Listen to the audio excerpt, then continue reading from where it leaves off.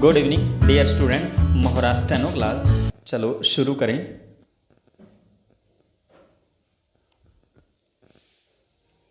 शुरू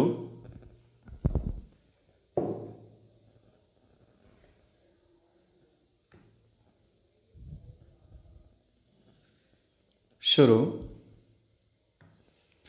वर्ष 1970 में सुप्रीम कोर्ट ने जिस दिन रियासतों के पूर्व शासकों के प्रिवी पर्स वापस लेने के कार्यकारी आदेश पर रोक लगा दी थी, उस दिन एक नौजवान वकील और मैं तमिलनाडु युवक कांग्रेस में शामिल हुए थे। सुप्रीम कोर्ट के फैसले के विरोध में चेन्नई में लॉर्ड मुनरो की प्रतिमा के पास युवक कांग्रेस के विरोध प्रदर्शन में हिस्सा लेते हुए हम कांग्रेस में शामिल हुए थे।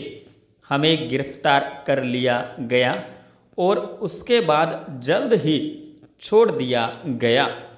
आखिरकार जब संविधान संशोधन के जरिए प्रिवी पर्स खत्म कर दिए गए, तब हमें लगा कि हमारे विरोध और गिरफ्तारी ने संशोधन का रास्ता तैयार किया और हम दोषमुक्त हो गए थे।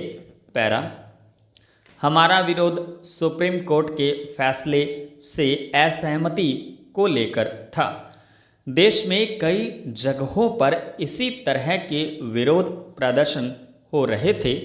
सुप्रीम कोर्ट ने अदालत की अवमानना में हमारी खबर नहीं ली थी।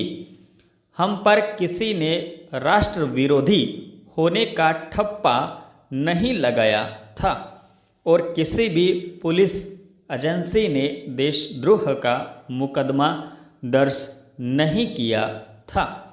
उनके लिए दुआएं। पैरा, सोच विचार करने वाला व्यक्ति ही असहमति जताता है।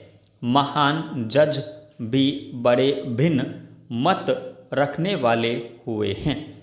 Justice Frankfurter, justice Subbarao, justice HR Khanna व अन्य। कई मौकों पर पीठ ने दूसरे जजों के साथ असहमति रखने वाले जज ने अपना फैसला ऐसे लिखा जिसे कानून की भावना की चिंता की अपील और भविष्य की समझदारी के संदर्भ में देखा गया। खेल के क्षेत्र में असहमति मुट्ठी उठाकर व्यक्त की जाती है। किसी कारोबारी उद्यम में विरोध नियमानुसार काम या हड़ताल के रूप में व्यक्त किया जाता है।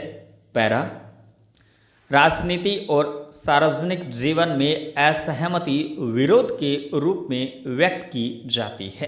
कुछ विरोध व्यापक स्तर पर समर्थन हासिल कर लेते हैं और एक आंदोलन का रूप ले लेते हैं। कई बार हजारों की संख्या में लोग आंदोलन में शामिल हो जाते हैं। सारे आंदोलनकारी अपने मकसद को लेकर प्रतिबद्ध होते हैं। कई तो कष्ट सहने के लिए तैयार रहते हैं और अपना बलिदान भी देते हैं। कुछ स्वार्थी होते हैं और सिर्फ मुट्ठी भर ही रणनीति बनाते हैं।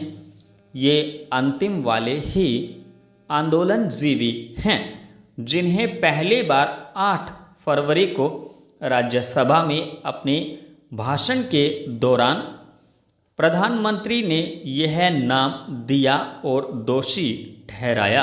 पैरा, 20वीं सदी के पहले 5 दशकों में सर्वोत्कृष्ट आंदोलनकारी जिन पर कोई सवाल ही नहीं है, महात्मा गांधी थे।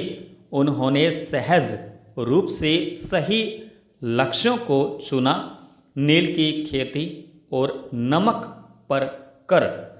वे लेखक थे और शब्दों से सत्याग्रह और भारत छोड़ो जैसे शक्तिशाली संदेश देते थे।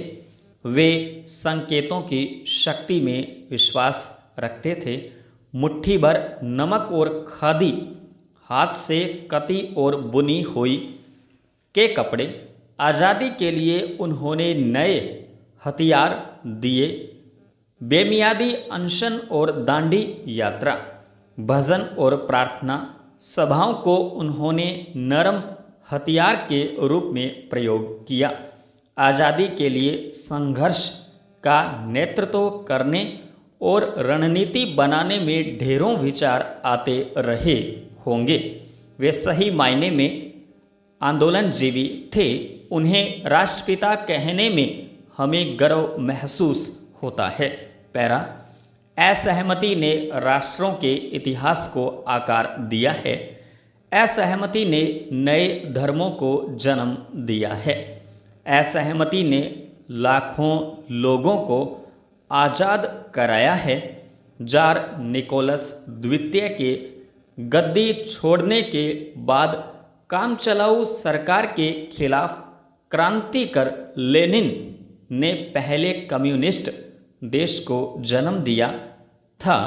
सिद्धार्थ गौतम, मार्टिन लूथर और गुरु नानक ने उस धर्म से असहमति व्यक्त की थी जिसमें वे पैदा हुए थे, और फिर इन्होंने नई सुधारवादी धार्मिक व्यवस्था की स्थापना की।